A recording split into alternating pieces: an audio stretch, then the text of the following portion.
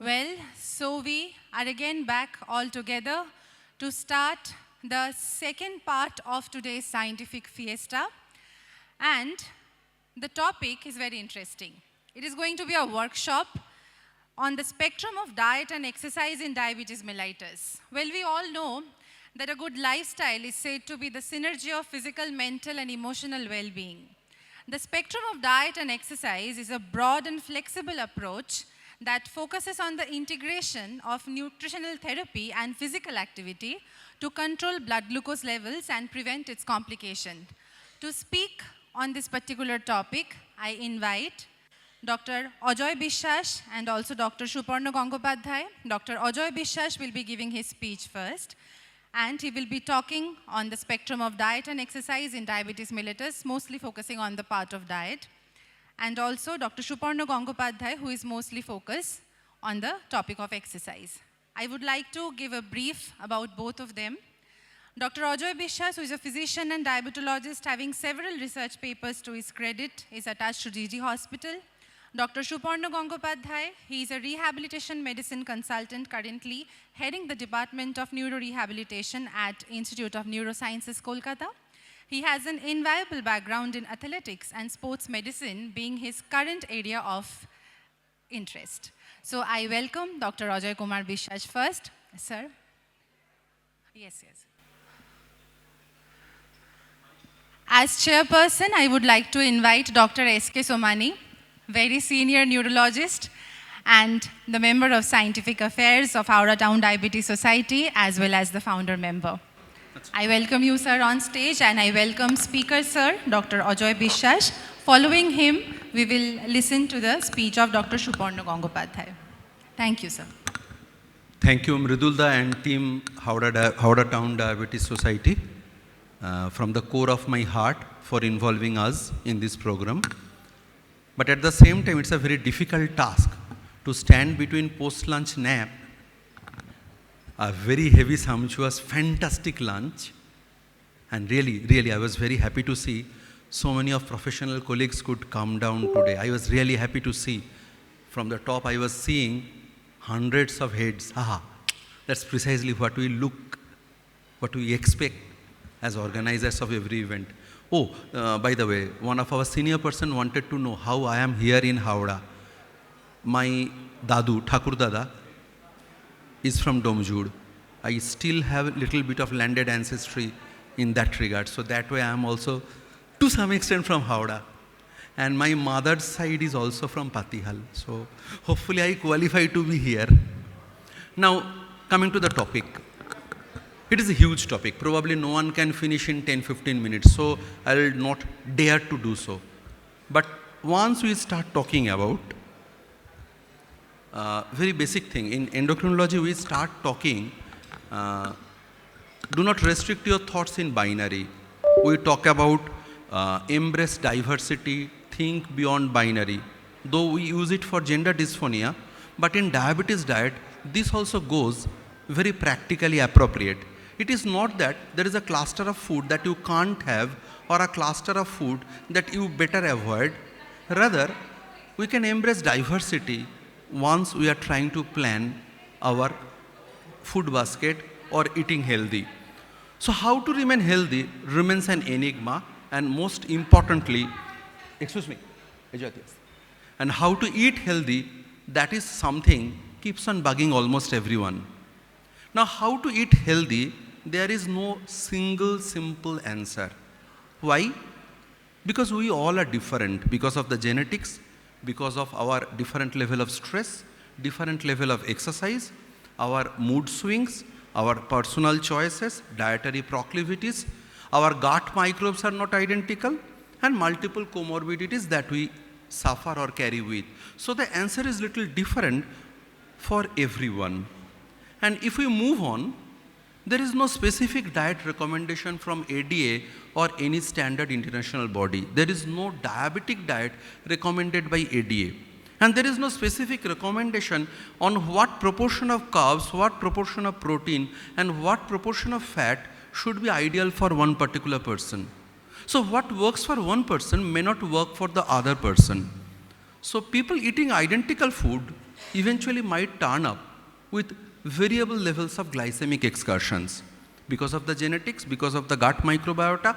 Once again, these are all interplayed. For example, someone having repeated diarrhea, someone suffering from functional bowel disease, taking antibiotics quite frequently, will alter the gut microbiota, which once again will manipulate the level of dysglycemia that the person will have.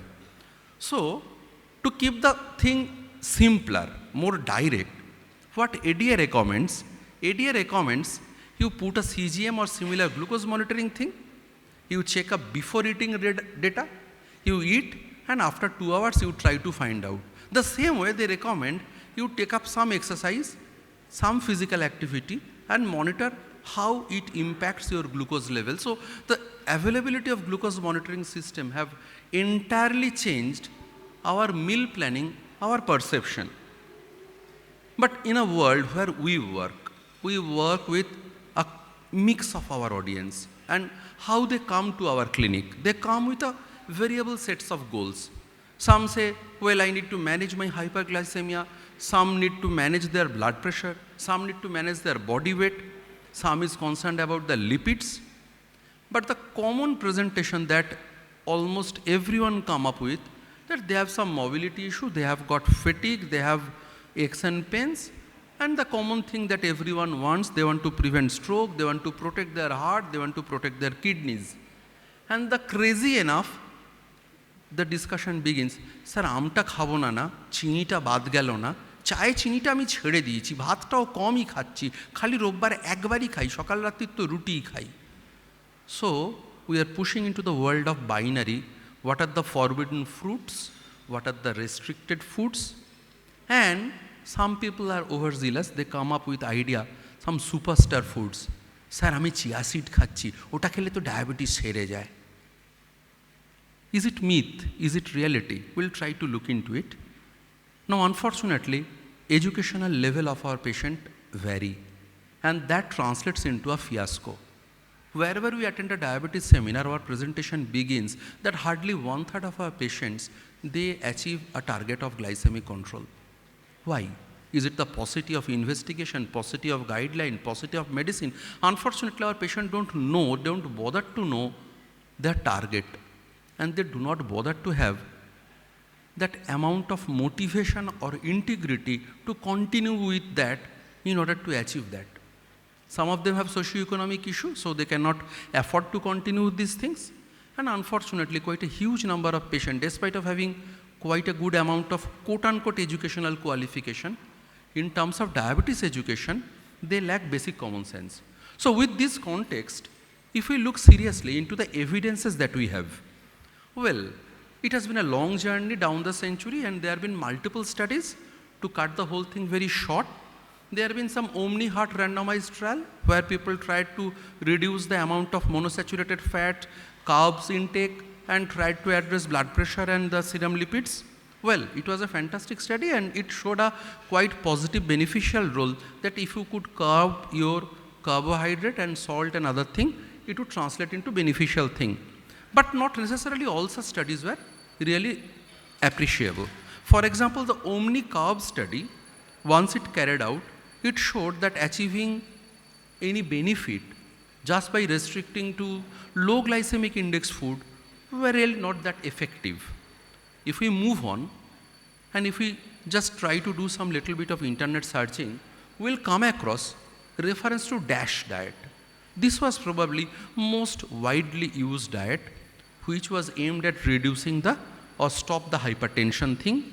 What exactly it was?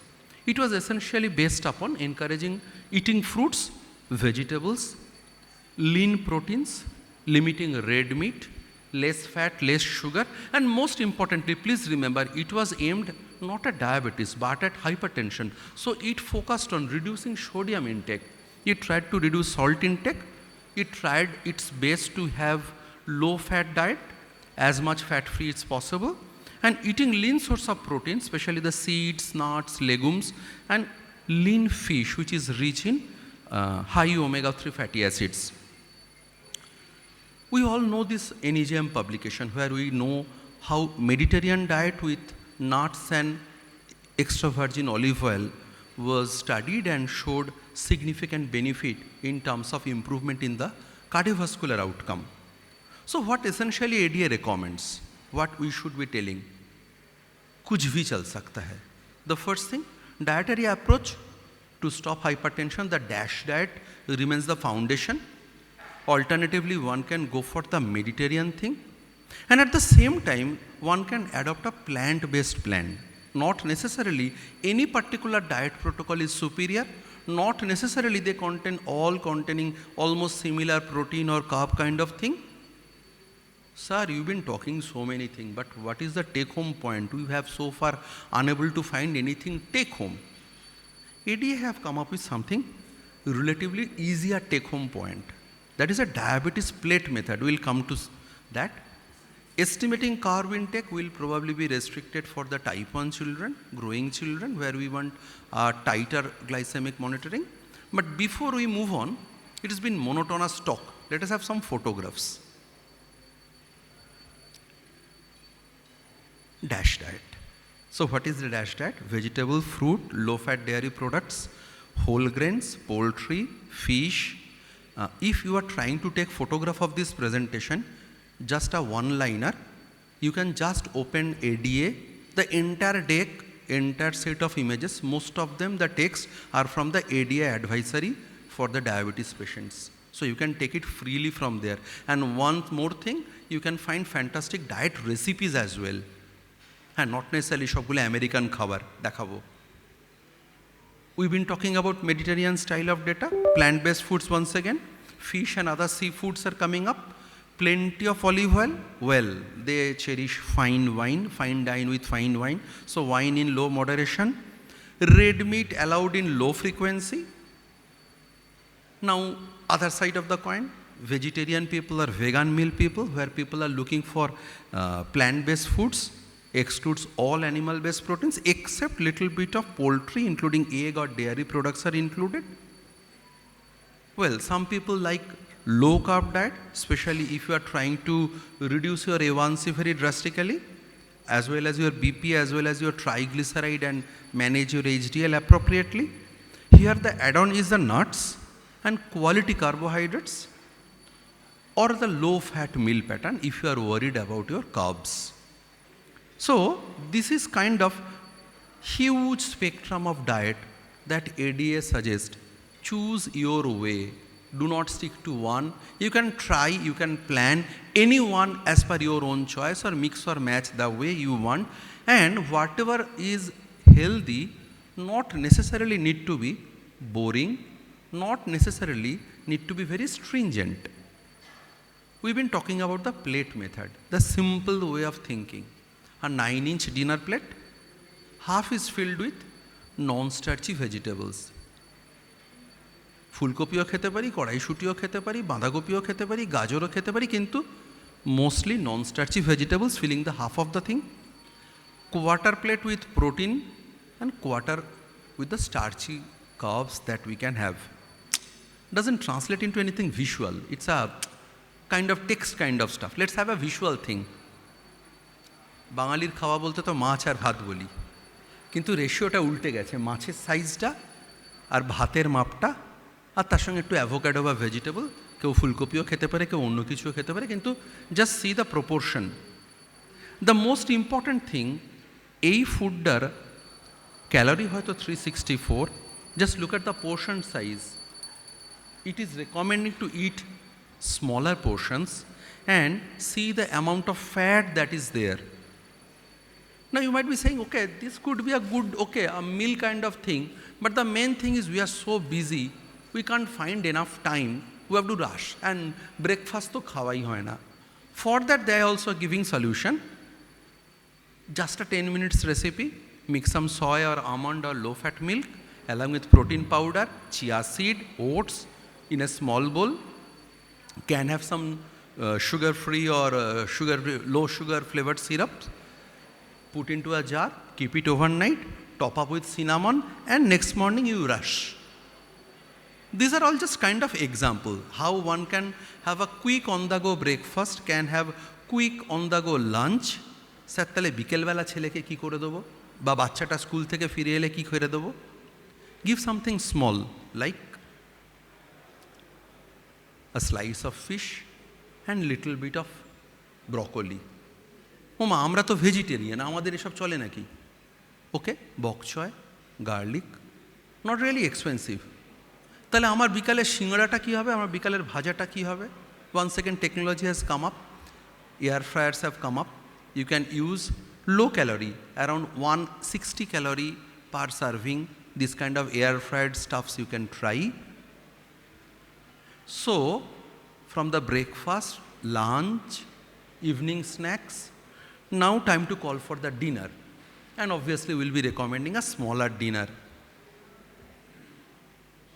Almost no carb or low carb dinner, chunk of chicken or chunk of fish, and half of the plate filled with vegetables.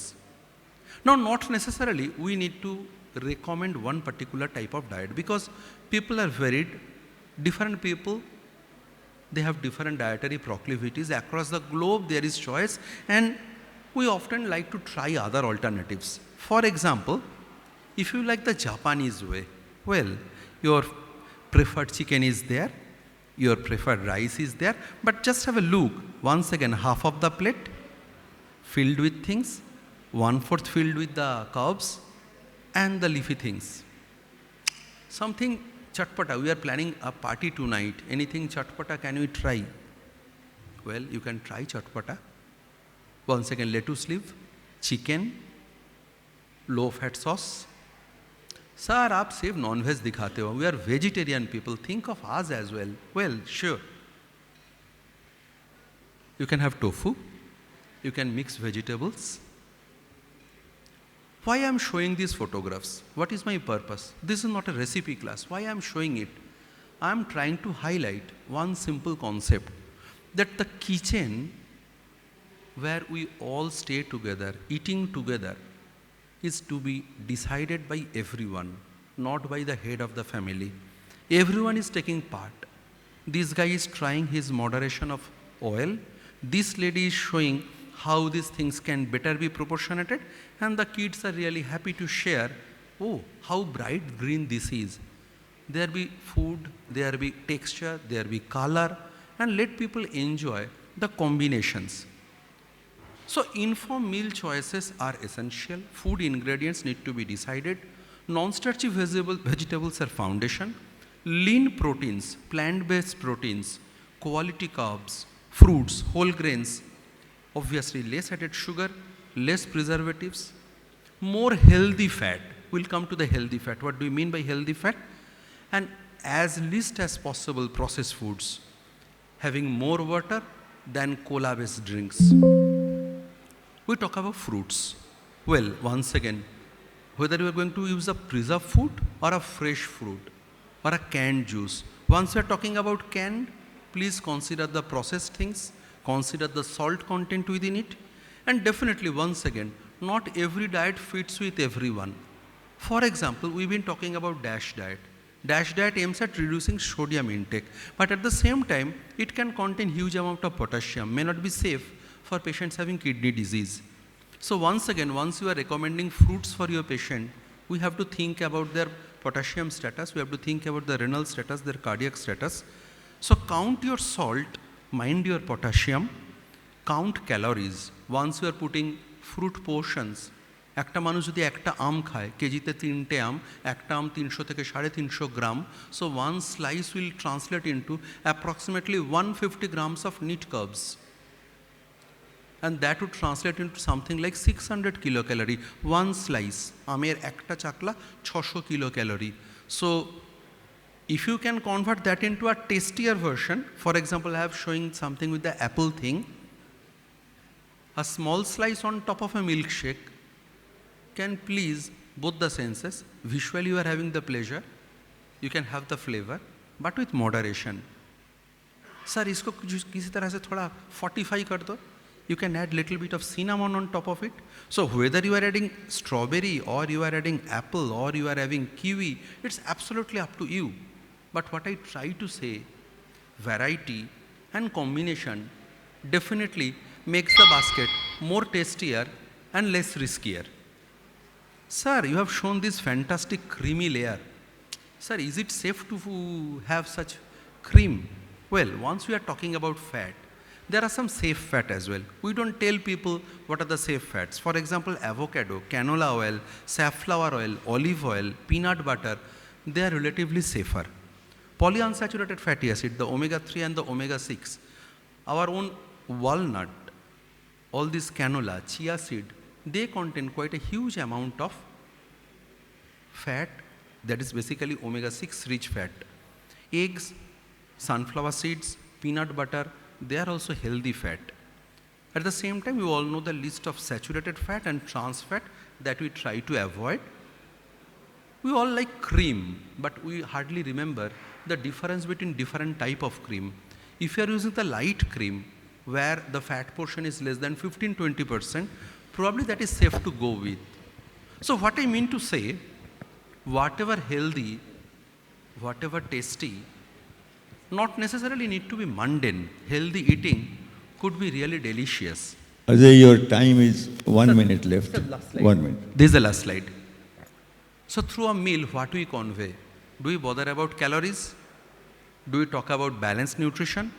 Do we address a person's special need of requirement? At the same time, this is a motivation to live together. And through the food basket that we carry, we essentially carry forward love, care and affection from one person to the other. Let the positive vibe spread across the family. Thank you.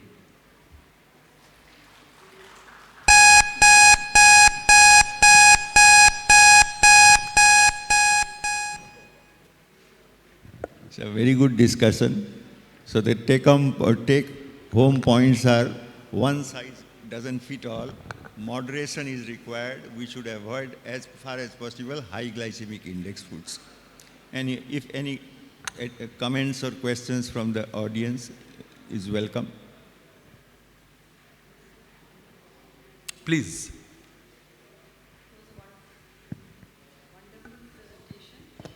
You covered everything. I liked your beautiful pictures, but when it comes to practice, our Indian patients, the pictures you showed, I think it should be customized to our group of population. You showed the vegetables. Your plate method is the best method. We all try to follow, but show the rotis, the dalias. This presentation is essentially photos from American Diabetic Association, right. but this fish not necessarily need to be something overseas fish. ভেটকি মাছ দিয়ে এটা করলে কিন্তু exactly এরকম দেখতে লাগবে। এই জিনিসটা পামকিনের জায়গায় আমরা যদি আমাদের পছন্দের আমের সিরাপ ইউজ করি, আমের flavour would probably look similar. No, I was talking about the Indianized version. Indianized version, because we That want to we know have got that. in the clinic that we show usually. Yeah. And one more thing, the protein content, vegetarian, you have to highlight the myth that dal khawa cholbe na. That is very, very important, because 90% of our patients, whether they are veg or non-veg ra to khai na. You go to, you go for the diet thing, what they are eating. Diet recall, right? I was forgetting the word. So half, কেন বলবো 75%-এর বেশি ডাল খায় না, ডাল খেলেও পাতলা ডাল। এটা সকালেও হাইলাইট করলাম। এই জায়গাটা মিথটা ব্রেক করতে হবে, এটাকে I try to mention legumes. They are very important. Because legumes বললে ডাল, লোকে বুঝবে না, হ্যাঁ। ডাল, lentils, এগুলো বেশি করে। That was more important. And mustard oil, it's the ADS slide, and we are eating mustard oil. So mustard oil মুফা বেশি আছে, ক্যানোলা আমরা খাই না। Our refined oil must be used in rotation, because they have the different ratio of omega-3, omega-6 and omega-9. So if this is highlighted. Points well taken, we'll update. Thank you. We will have to change according to our traditions, our eating habits and the Sir. foods that are available. What about palm oil? Because palm oil is used a lot, all the biscuit manufacturers, even multinationals. You see the packet, they will tell palm oil. Sir, single and all answer. the vegetable ghee that is manufactured by palm oil, restaurant people are using palm oil, and that damages beta Sir, cell there is a and very endothelium. simple test. You have to wait for 2 more months, temperature will drop, your palm oil will freeze, your coconut oil will freeze. So the oils which freeze are, no. So the same thing applies for your ghee. whatever wonderful ghee prepared by Ma, Thamma, Dada, Didi, whatever, well, one can try in moderation. Peanut butter can better replace it, but definitely any fat which is solid in normal temperature, either directly or by hydrogenation of trans fat, that vegetable oil getting saturation achieved by hydrogenation, these are to be avoided. Lot of palm oil is being used by Sir, that is the food cheapest industry thing. as a random.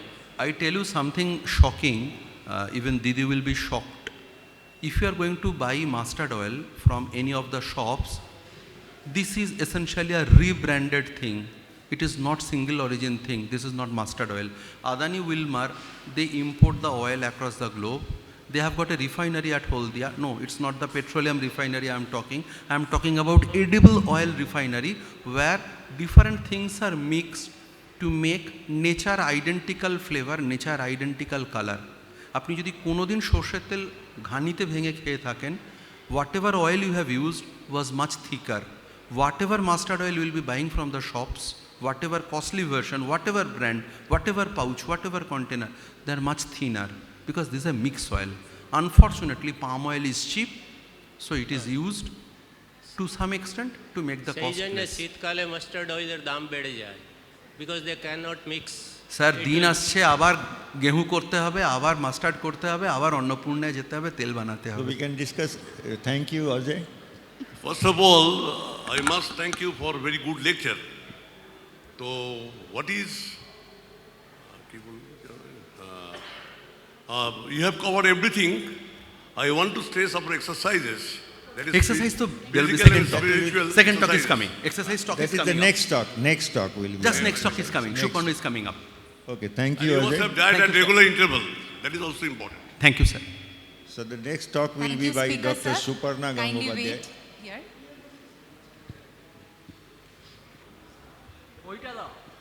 I request Dr. Ajay Biswas to kindly stay back, sir, for the felicitation after the session.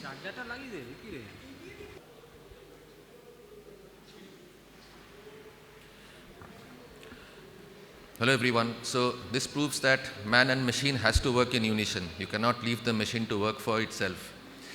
Anyways, good afternoon everyone. Thank you to the organizers for inviting me to this conference. So I just tweaked my topic. It was exercises in diabetes, and I've just tweaked it to rehabilitation in patients with diabetics. Okay, fine. So it works now.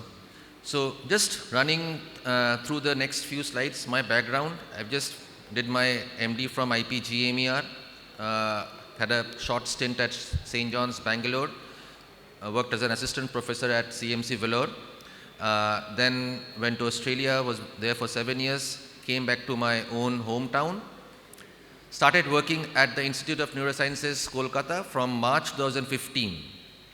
So that was our small department, and with the growing patients, we had to have our own neurorehabilitation ward. Because of the increasing number of patients, we had to shift our OPD to the annex building, which is very close to Beg Bagan. So why I am just trying to focus on that, because my next slide shows that we started with a modest team strength of 6, and now we have increased that to 74. It just shows that the number of patients who have been benefited from the department over the last 9 to 10 years.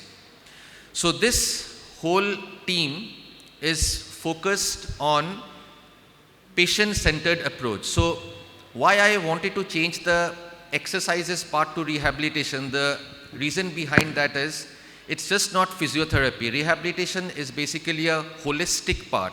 It involves every part of rehabilitation, where physiotherapy is just a part of it. For example, a diabetic patient, he can have a whole lot of symptoms, problems, and it's just not taken care of by physiotherapists. We have occupational therapists, orthotists, prosthetists, which are as important as a physio, the rehab nursing staff, rehab psychologists, the rehab nurse, the backbone of the department, and of course the whole The Zubin Mehta of this department are the rehabilitation consultants.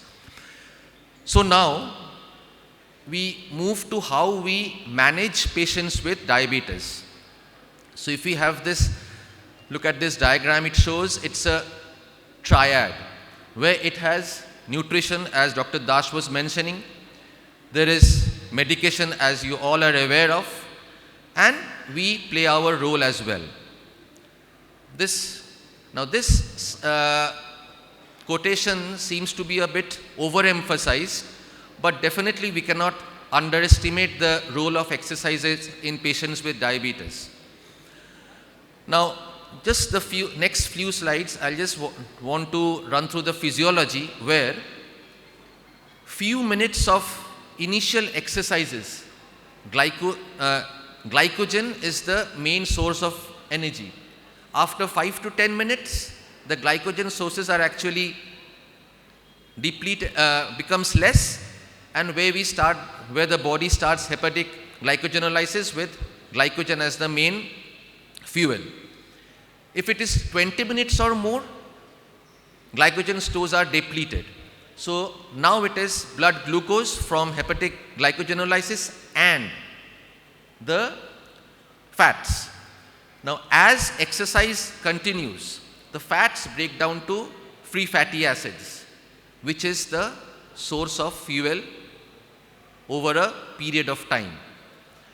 If it is a longer duration of exercises, the free fatty acids completely replaces glucose problems, and if carbs are limited, it might lead to increased ketone body formation. Now, if the aerobic exercises are intensive, there is a huge amount of epinephrine and norepinephrine production, with the glucose amount also increasing. So, with this physiology in the background, what are the effects of exercises?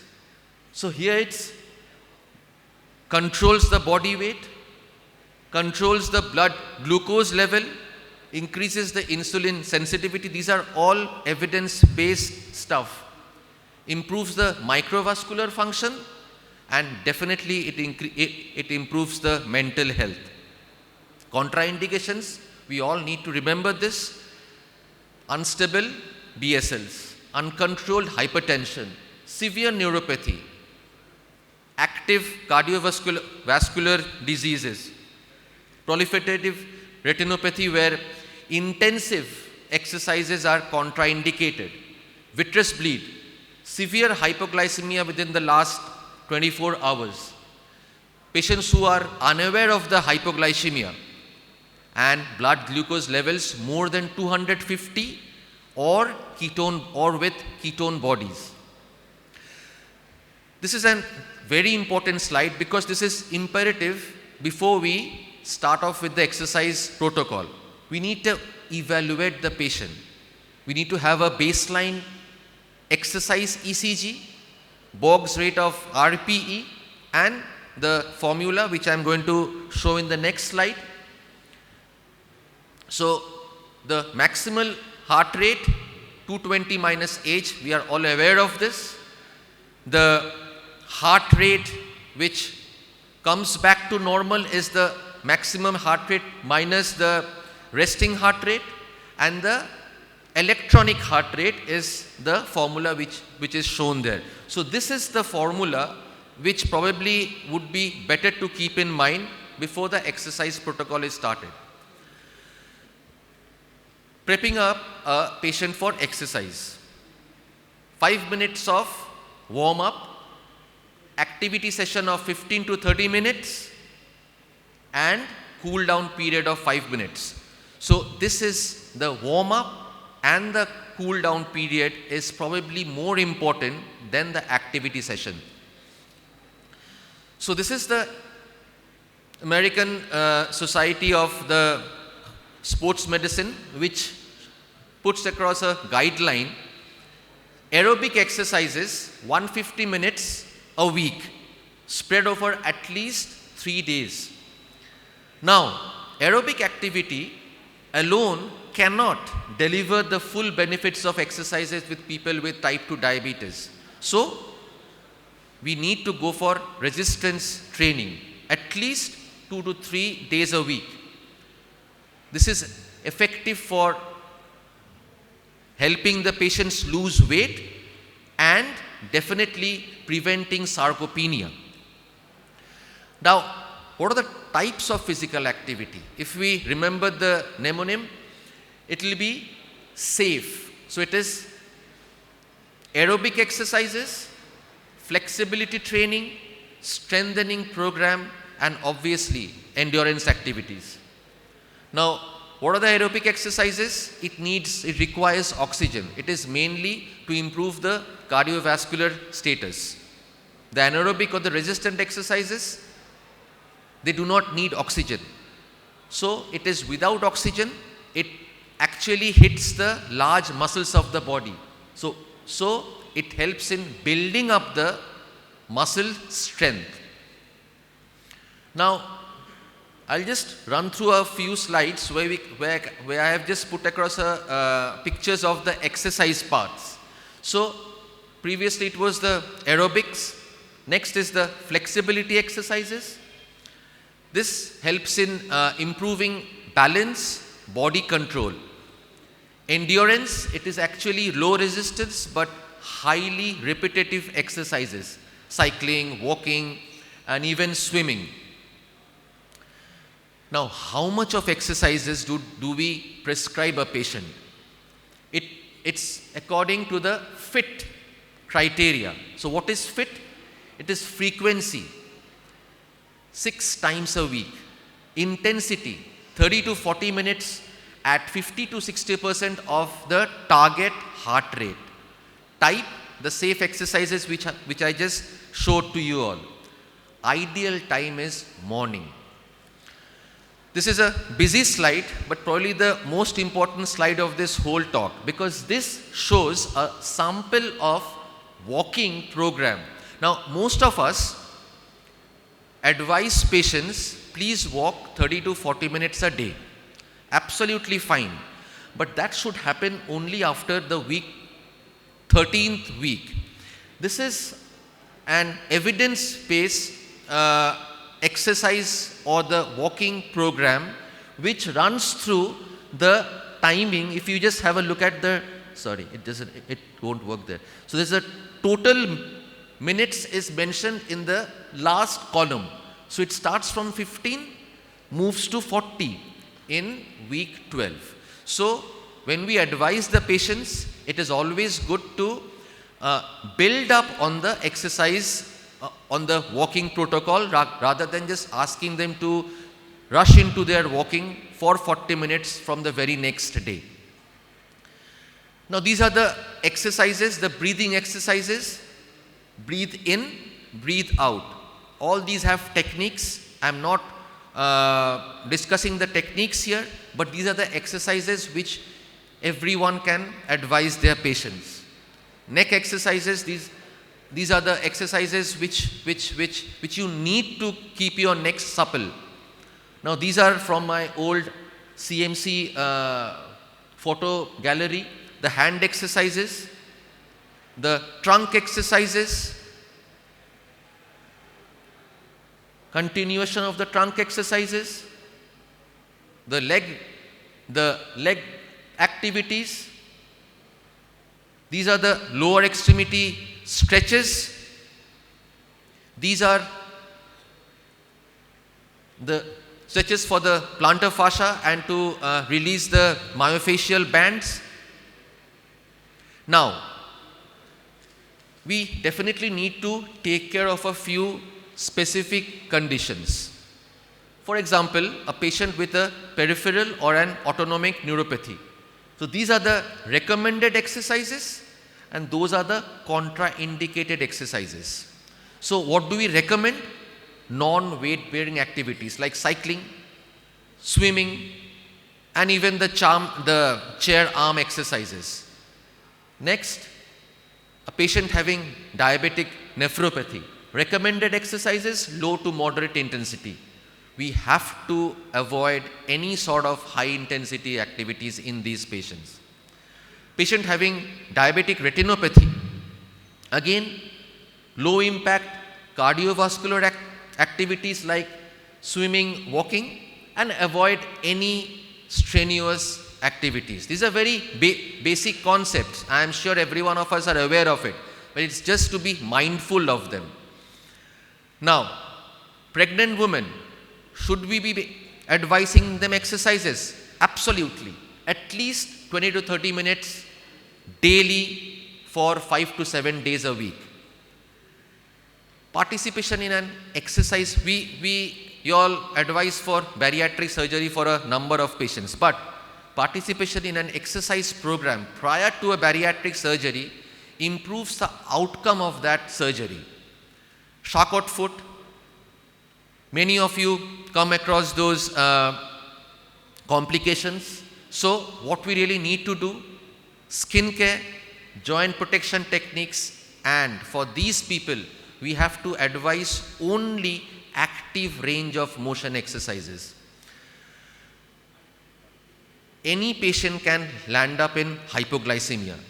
It is a medical emergency, and we need to make that patient aware of the hypoglycemic episodes and how to handle them. This is an interesting slide, how to snack to prevent hypoglycemia. So there's the middle one which says blood glucose low or dropping, increase the usual carbs. Blood glucose okay or stable, usual carbs. Blood glucose high or rising, reduce the carbs. So it is very important to choose high glycemic forms of carbohydrate, as you are all aware of. This is an interesting slide. Which approach keeps the blood glucose in range for the majority of the workshop? A big snack or just to a maintenance snack? We should always prefer a snack every 40 minutes. Now, coming to the usual tips for physical activities, we should make the patient aware so that they have an ID card with them. We should always ask them to check their feet before walking. This is something which we cannot really reiterate on more. Good footwear, light clothing, plenty of water. Obviously, diabetic nephropathies need to keep that in mind. Do not exercise during hot seasons. Even if you do, try to maintain a cold chain if possible. So, boring things, but probably those are the basic things which patients need to do. Few things which we can advise them to make it more interesting, like biofeedback based walking strategies, virtual rehab which we have in our center and people really benefit out of them. And over the last few years, we have been trying something called retro walking that actually improves the balance, strength, and the cardiovascular fitness as well. So, you all have come across so many complications of diabetes, including the diabetic foot. Why I am trying to focus on that? Because data from several studies have suggested that rehab can prevent or treat the diabetic foot wounds by modifying the etiological factors of gait abnormality, of peripheral neuropathy and vasculopathy. Now, this particular topic is very close to my heart because this was my thesis during my my MD days, and I came across a number of patients with diabetic foot, and my thesis was on total contact cast with exercise protocol like modified Berger's exercises, and it was actually a very good study with a very good outcome. So, coming to the last few slides of my talk, It's a pyramidal approach.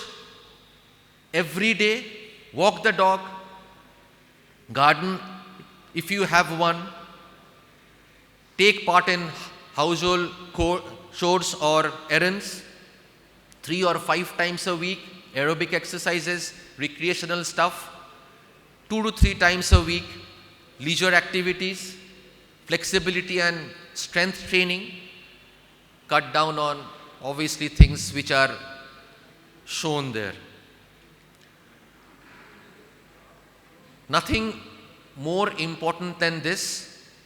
Take the steps, avoid the elevators. So, summarizing my whole talk, physical activity should be encouraged in all people with diabetes, irrespective of their condition and complications. People need to be educated about prevention and treatment of hypoglycemia. People should be taught to plan for periods of physical activity.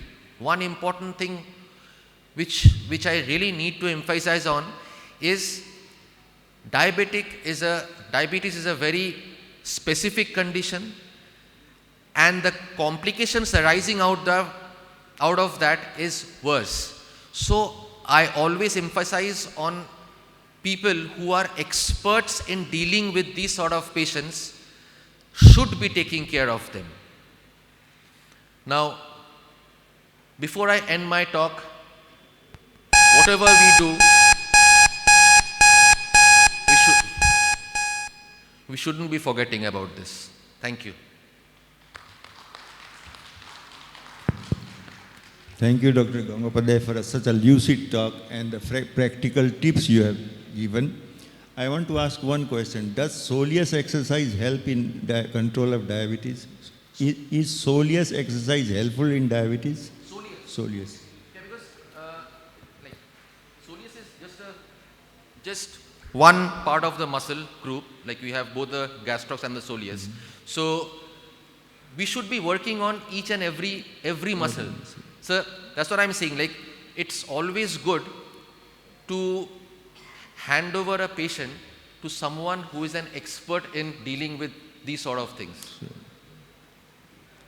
Anyway, any other questions?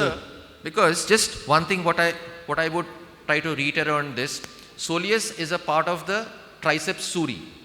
Now, if we just leave the gastrocnemius, it will just lead to contractures and it will lead to deformities, which might lead to diabetic foot ulcers, Charcot, anything.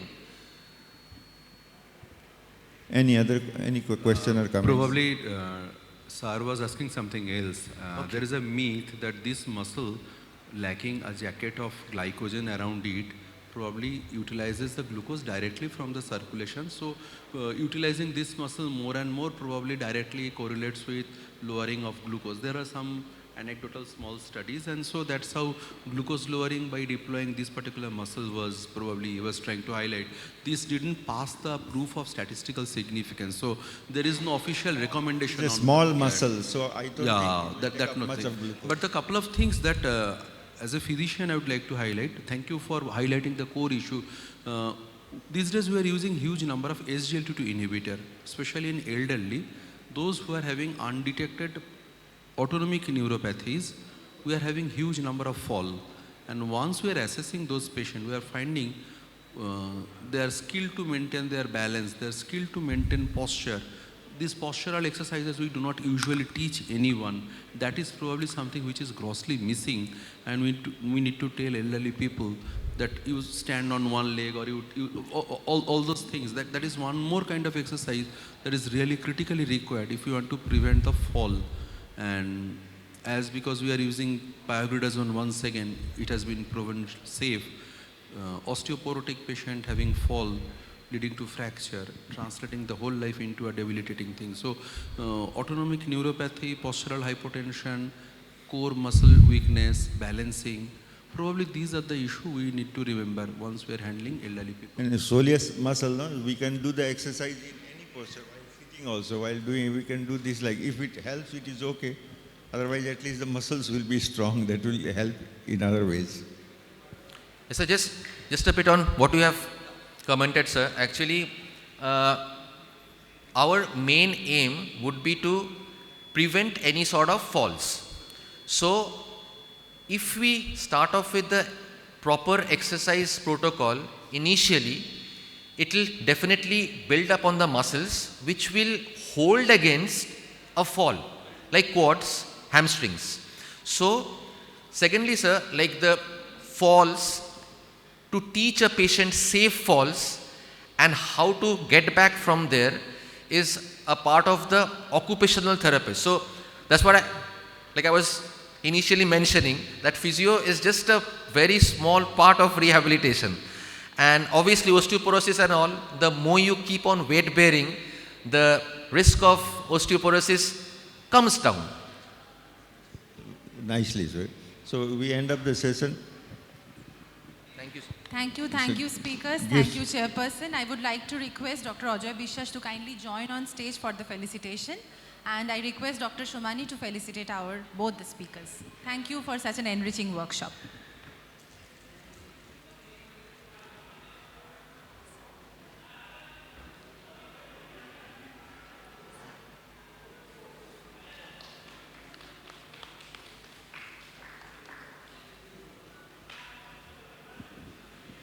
Thank you for taking us through the wonderful topic of the spectrum of diet and exercise. And I would like to request Dr. Sukumar Barik to kindly felicitate Dr. Shumani.